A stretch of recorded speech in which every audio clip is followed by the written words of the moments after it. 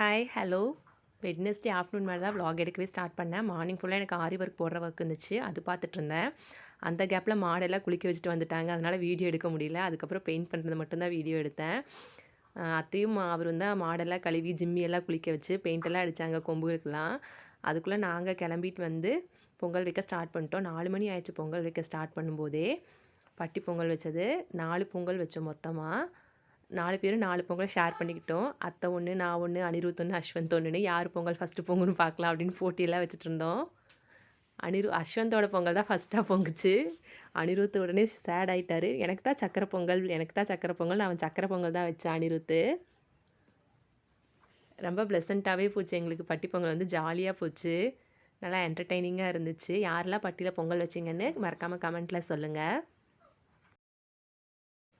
பொங்கல் பொங்கின உடனே நான் அடுத்து கோலம் போடுறதுக்கு போயிட்டேன். அத்தை தான் மீதி பொங்கல்லாம் வச்சாங்க.